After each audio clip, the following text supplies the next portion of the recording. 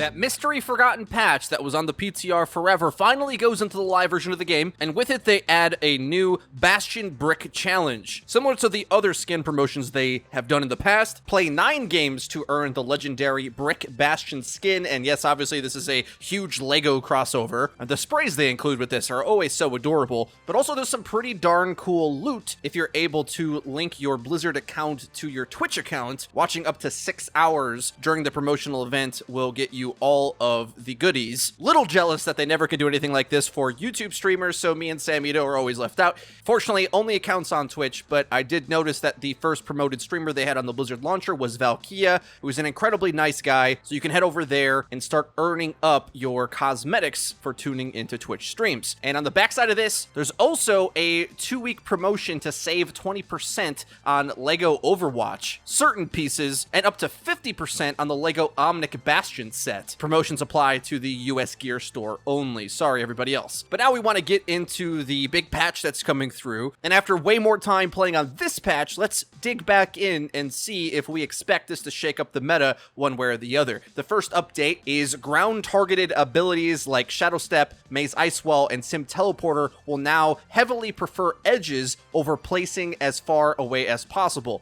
If you ever try to use any of these abilities, they can be a nightmare to try to place correctly. Now it's going to have a bit better of logic to it. Next up, Bastion Self-Repair no longer consumes resource while Bastion is at full health, which allows you to spam it, but Bastion now correctly initiates 0.25 seconds of recovery time when canceling self-repair by firing. Some really important beam nerfs came through that a lot of us were expecting. Symmetra's primary fire beam width has been lowered from 0.3 meters to 0.2, and the damage levels have gone down by 5, 10, and 15 at tier 1, 2, and 3 charge. Old tier 3 charge used to do 195 damage. Now it's just 180, which means you'll have a bigger decision to make whether you're going to use the beam or the alternate fire. I think more often you'll want to use the alt fire, but the beam width means that it's going to be much harder to aim, especially on smaller targets. And a similar beam nerf came through to Zarya, whose beam width is now 0.15 meters and no longer scales with energy. And her overall max DPS has gone down to 170, and I don't know about this one, Zarya was already kind of rough to play, even when she felt super powered with all these crazy beam buffs. It's kind of an odd move in meta emboldening in favor of the double shield situation. At lower ranks of play, I still see a lot of players going with Sigma Zarya as the tank combination, assuming it's just the best overall, but it's not up against double barrier. I can't stress that enough. When Sigma first came out, Sig Zarya was insane up against the Orisa Hog or Orisa Diva combinations. Really good against that, but once you put 2 barriers in front of Zarya, she can't really do what she wants to do. Don't play Zarya Sigma up against double shield. It's really bad. You'd be better off with a Winston or a Reinhardt, in fact, so you can actually get value out of those bubbles and you have something to go in deep to make space for you. But Sigma also does get nerfed in this, where his Hypersphere's explosion damage has been reduced from 35 to 30, but his accretion damage goes up from 50 to 60, which means he can still do the one-shot combo onto squishies, but his overall damage, splashing into the enemy team, charging his ult, and whittling things down will be markedly worse, I would say. Considering you used to hit multiple targets with the explosion of Hyperspheres, the blast radius was huge. I think any change to this is pretty significant, and it also affects his direct hits as well, because that also would apply the explosion damage. So the overall damage of his primary attack is lower, even when you're hitting directs, so keep that in mind. 2 other changes that went through to Sigma: Graphitic Flux.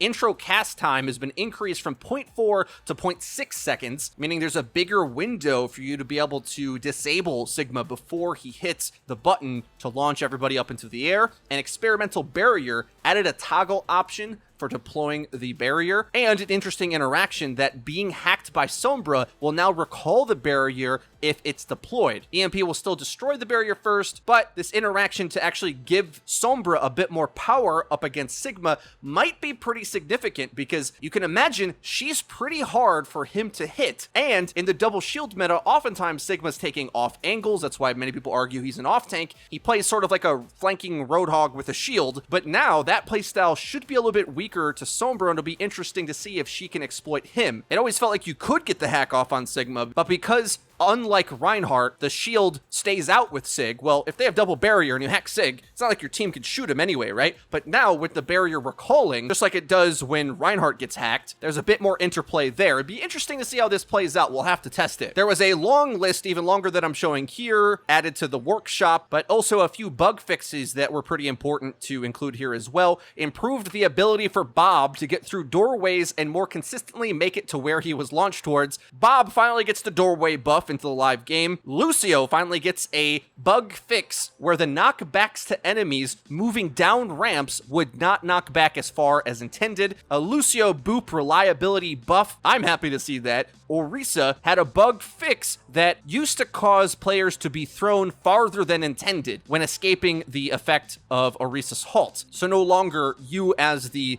enemy Orisa won't be launched to the heavens once you hit Fortify after Halt gets activated, which I think is the #1 way that would happen, but I suppose other interactions would cause the rubber band effect as well. But that's going to be it for today's news wrap-up video. I hope you guys did enjoy it, and if you did, please be sure to leave it a like. It really does help us out and lets us know that you're enjoying the content, and if you haven't already, please subscribe and be sure to hit the bell icon so that you get notified when our videos go live. Link in the description is our Twitter, where we tweet out news, updates, and dank memes. That's been it for me. I've been FREEDO for your Overwatch. We'll see you guys next time.